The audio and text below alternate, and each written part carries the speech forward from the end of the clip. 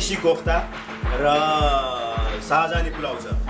नर्गिसी कोफ्ताको लागि हामीहरू पहिला यो क्यासु नट र मेलोन सीलाई फ्राई गर्यो। क्यासु नट अलिकति बढी डिप फ्राई भएको छ, यति जति नजाओस्, योभन्दा अलि लाइट कलर आओस्। र यो मेलोन सीलाई चाहिँ हामी डिप फ्राई गऱ्यौँ र यसलाई पिसिदिन्छौँ। अब पिसिदिन्छौँ, यसलाई पिस्थ्यौँ। अनि यतातिर त्यो स्पुनले है, अनि यता हामी यो अनियनलाई यसमा फ्राई गर्छौँ। यो हल्का ब्राउन भएपछि हामी निकालेर यसलाई फेरि पिसिदिन्छौँ, यसलाई पनि पेस्ट बनाइदिन्छौँ। अब हामी ग्रेभी बनाउँदैछौँ। त्यसको लागि हामीले तेल ततायौँ। यो तेलमा जिन्जर गार्लिकको पेस्ट, यो 1.5 चम्चा जति जिन्जर गार्लिकको पेस्ट फ्राई गर्छौँ। यसलाई 1 मिनट चाहिँ फ्राई गर्छौँ, 1 मिनट। हामी यसमा करी पाउडर हालिदिन्छौँ। करी पाउडर पनि लगभग 1 चम्चा जति करी पाउडर हालिदिन्छौँ।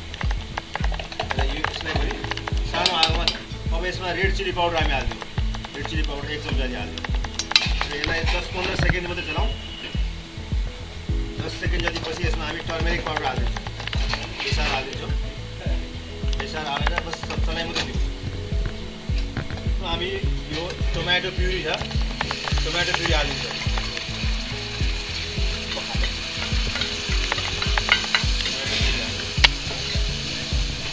बिटेन योगर्ट पनि हाल्छौँ, दही पनि हाल्छौँ। त्यो दहीलाई यसरी हल्लाउँछ, हल्लाएपछि सानो जुन गिर्खाहरू हुन्छ त्यो गिर्खा सबै चाहिँ डिजल्भ हुन्छ, क्रिमी टेक्सचरमा आउँछ, क्रिमी टेक्सचरमा आउँछ। त्यसको माथि त्यो गिर्खाहरू दानाहरू देख्दैन। त्यसलाई भन्छ बिटेन योगर्ट। सर क्युमिन कोरिएन्डर राख्नु यदि हाल्यो हालेर यसलाई अब 15-20 मिनट जति यसलाई पकाउँ। कि हामीले करिब 15 मिनट यसलाई पकायौँ। अब यसमा हामी ब्राउन अनियनको पेस्ट हाल्यौँ। अघि हामीले ब्राउन अनियन बनाएको थियौँ, त्यो ब्राउनको पेस्ट। अनि यसमा क्यासु नट र मेलोन सिडको पेस्ट पनि हाल्यौँ। अब यसमा 1 कप जति हट वाटर हाल्यौँ। हट वाटर हालेर अरू यसलाई चाहिँ यो हालिदियो।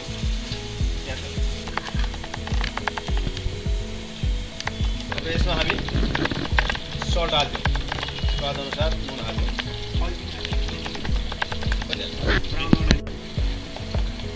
अनि यसमा गरम मसला पनि हाल्छौँ। गरम मसला यो एरोमेटिक वाटर, यो पुलाउको लागि हो। एरोमेटिक वाटर, यो बोइल वाटरमा हामी यो 9वटा चिज छ। यसमा चाहिँ ल्वाङ छ, सुकमेल छ, अलैँची छ, जाइफल छ, जाइपत्री छ, तेजपात, मरिच, सौँफ र दालचिनी गरिकन 9वटा चिज छ। यो राखेर हामीहरू यसलाई 10 मिनट जति यसलाई सिमर गर्छौँ।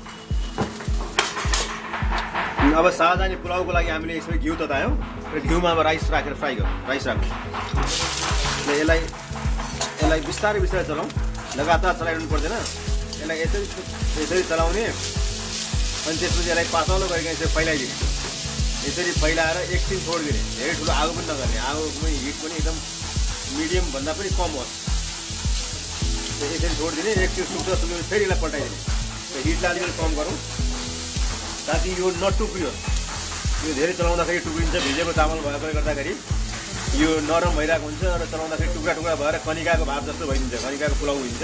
त्यसैले गर्दाखेरि यसलाई चलाउँदाखेरि त्यो कुरा याद गर्ने। र एकछिन चला सुक्खा हुन्छ, सुक्खा भएपछि यसलाई फेरि यसरी पल्टाइ गरिदिने। यसरी यो बिचको भागमा अलिकति छोडिदिए पनि हुन्छ, खाली राखे पनि हुन्छ। यसलाई बिचमा बढी हिट आउने भएकोले गर्दाखेरि बिचको भाग चाहिँ चाँडै ब्राउन भइदिन्छ, खैरो भइदिन्छ। त्यसले गर्दा यो बिचको भागलाई अलिकति यसरी चाहिँ खुला पनि राख्न सकिन्छ। यो तरिकाले यसलाई चलाउँदै पुरा पानी नसुकुन्जेलसम्म, पुरा यसमा चमक नआउन्जेलसम्म यसलाई चलाउने। त्यो चमक आइसकेपछि अनि यसमा एरोमेटिक वाटर हालेर यसलाई पकाइदिने। पाकिसकेपछि यो चाहिँ प्लेन पुलाउ हुन्छ। अनि प्लेन पुलाउमा हामी मिटबल बनाउँछौँ। अब हामीले राइस चाहिँ फ्राई गऱ्यौँ, राइस फ्राई गरेर पुरा चमक ल्यायौँ। त्यसपछि अब यसमा हामी एरोमेटिक वाटर हालिदिन्छौँ। यो एरोमेटिक ल्वाङ, सुकमेल, अलैँची, जाइफल, जाइपत्री, तेजपात, मरिच, सौँफ, दालचिनी राखेर बनाएको 10 मिनट पकायौँ। अनि अरू 10 मिनट छोपेर राख्यौँ र यति राखेर यसलाई हामी पकाइदिन्छौँ। पाकिसकेपछि यो हुन्छ प्लेन पुलाउ। शाहजहानी पुलाउ छ। यो शाहजहानी यो प्लेन पुलाउ हो। प्लेन पुलाउमा अलिकति केउरा वाटर अथवा रोज वाटरमा जुन चाहिँ राखे पनि हुन्छ, थोरै राख्नु, धेरै राख्नु, स्ट्रङ हुन्छ यसको फ्लेभर। त्यसमा मिटबल दिएको मिटबल दिएको।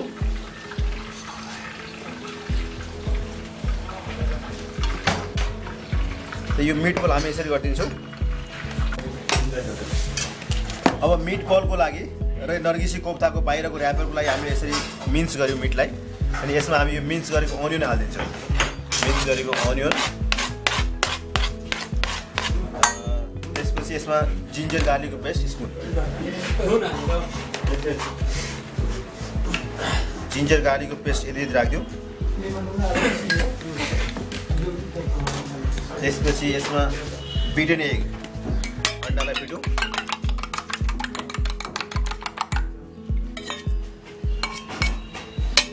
यो भयो त्यसपछि यसमा हामी यो coriander chop coriander हालिदिउँ chop green chilli पनि हालिदिउँ त्यसपछि अलिकति क्युमिन पाउडर एक मसलाको बट्टा यसमा हामी cumin powder spoon powder 2-3 spoon ल्याइराखौँ अलिकति क्युमिन पाउडर यसमा राख्यौँ यति यदि कोरिएन्डर पाउडर पनि त्यति राख्यौँ अलिकति रेड चिली पाउडर राख्यौँ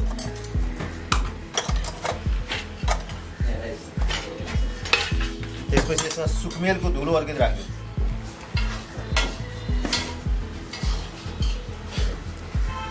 यो ग्रिन कार्डममको पाउडर हो ग्रिन कार्डमम पाउडर अलिकति राखिदिउँ अनि यसमा सल्ट राखिदिउँ अलिकति स्वाद अनुसार ल यसलाई मुछौँ अब गरम मसला अलिकति छुट्यो गरम मसला पनि हालिदिउँ ल मुछौँ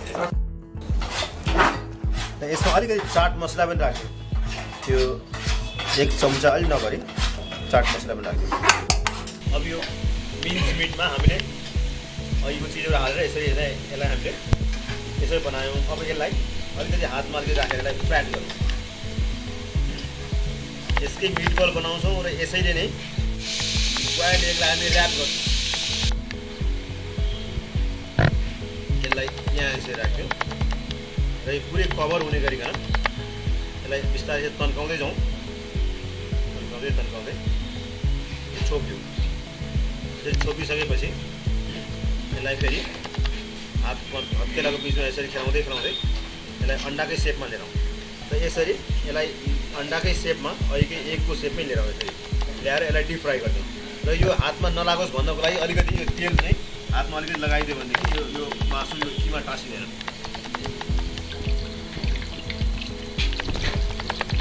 यतिको भएपछि हामीलाई निकालिदिन्छौँ अर्को राख्नु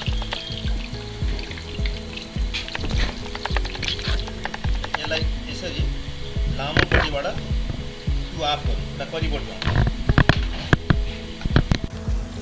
यो नर्गिसी कोफ्ता भयो यसरी हामी तल ग्रेभी राख्छौँ माथिबाट चाहिँ यो एक योललाई माथितिर फर्काएर यसरी राख्छौँ र यो सर्भिसको लागि जान्छ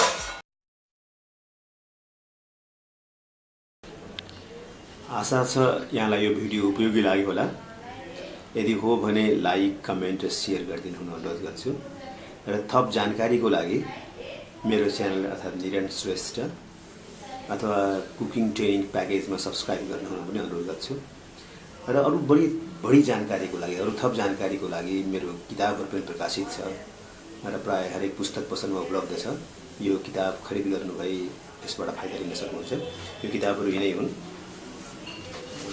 यो साङ्ग्रिला ट्रेनिङ म्यानुअल भन्ने किताबहरू छ र त्यस्तै अर्को किताब छ साङ्ग्रिला बेकरी बुक भन्ने यो किताब पसलहरूमा उपलब्ध छ र यो लिएर थप फाइदा उठाउन सक्नुहुन्छ धन्यवाद